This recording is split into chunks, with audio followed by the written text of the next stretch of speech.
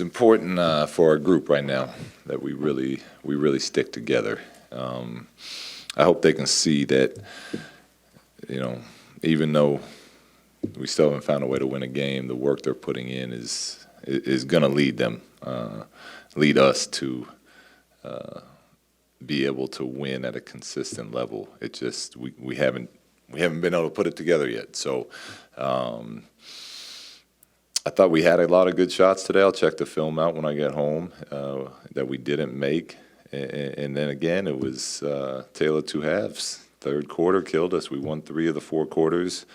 Another halftime lead, playing well enough. And I really thought the guys were locked in. Only 5 turnovers at the half, and then we finished with 15. So it's, we have to understand this is a 48-minute game. And, the mentality that it takes to play through ups and downs in an entire game like that. So unfortunate loss, but that team played very well. They shot the lights out, and we didn't make the plays we had to win a game. Luke, Katie Hunter, Kings TV. Sometimes when you're struggling offensively, you can use your defense to kind of get you going, get that spark plug, that energy, create those fast break points. When you're struggling like you were in the third quarter, is there any kind of prompting on your part to pick up full court, to change something defensively, anything like that, to kind of steer them in the direction of creating their own energy, which seems to be that third quarter lull? Yeah, and we've talked about it. We've worked on it a little bit, but that it's when a team's shooting as well as that team is, when you start blitzing and you start trying to pick up full, and that's kind of how that team wants to play. That can backfire really quickly. But yeah, that's something we've discussed and something we've worked on as far as blitzing and full rotations and trying to speed the game up even more. Is there any concern with that? I'm just trying to figure it out because we see sometimes a player or two do it here and there. Is there a concern because of the pace you guys want to play at that maybe picking up full court or things like that are even more problematic? Is there a concern for what? For our defense? The amount of energy you're putting out to pick up full court and put yourself in that situation when you're also trying to play at the pace you are. It's not going to. Yeah, it's tough to. In the NBA, these teams are so talented too. If you're going to pick up full court, you're really extending your defense, and we're still trying to get our basics down. I was really happy with our defense in the first half, and then it just the low man. Like we start the game, Harrison makes a great rotation from the low spot, and as the game goes on, we just keep kind of, maybe it's fatigue.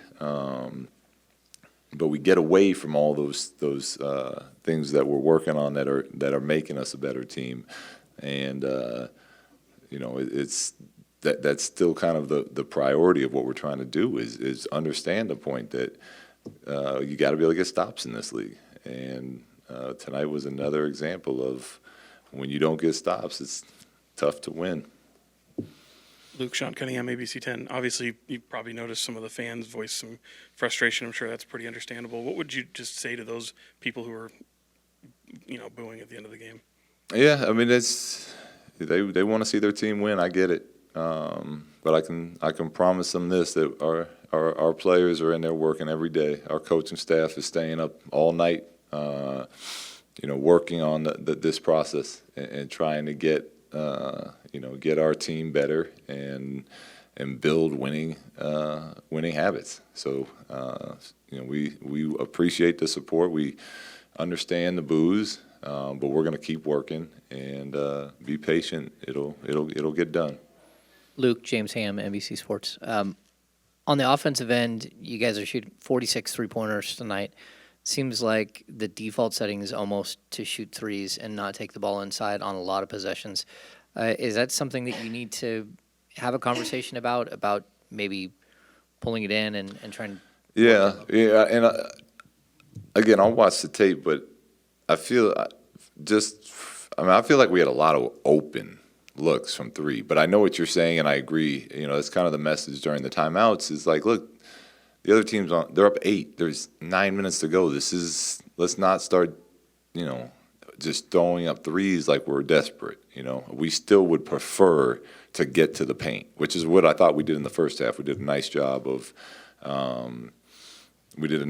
collapsing the paint and then kicking out when they rotated, which is what we want to do. So yeah, 47's what at 46 is probably a little aggressive, but I do think that the way we're trying to play, we want to shoot threes. We feel like we have great three-point shooters. Now, we're not making shots right now, so maybe, in the meantime, we can cut that back. But to your point, yes, when things get tough, it feels like we're trying to shoot too many of them instead of get to the line, get to the paint, get an easy one, slow momentum down.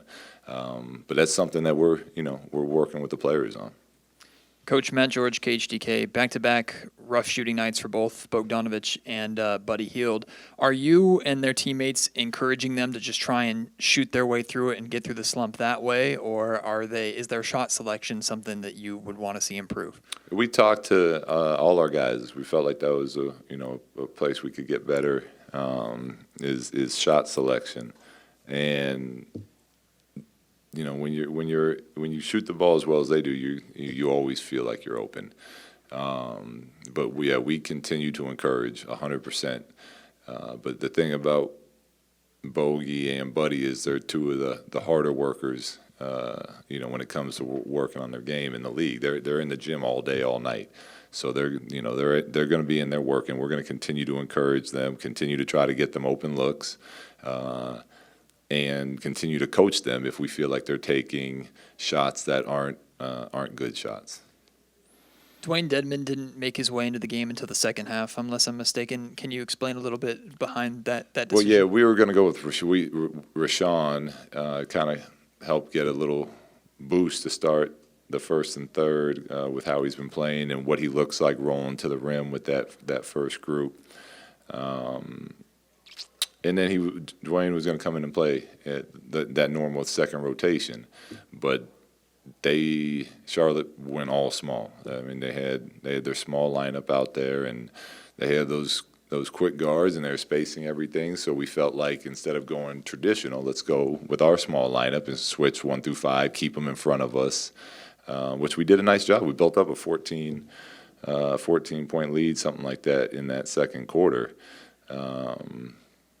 But, yeah, he just didn't play because Charlotte played 5 smalls with the second group. Luke, how do you manage expectations and keep the negativity out of the locker room at this point with you guys having a rough start here?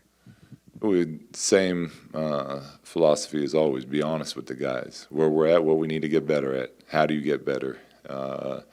How this whole thing works as far as building a winning team and winning habits. And, with my experience in the league, you're open and honest with your players. They buy in and accept and continue to work, and we have a good group, and I expect nothing else from them.